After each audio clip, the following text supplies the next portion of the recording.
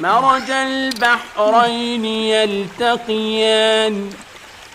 بينهما برزخ لا يبغيان فبأي آلاء ربكما تكذبان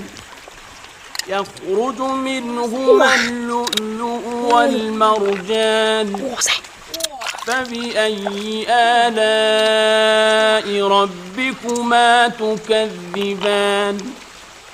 وله الجوار المنشآت في البحر كالأعلام فبأي آلاء ربكما تكذبان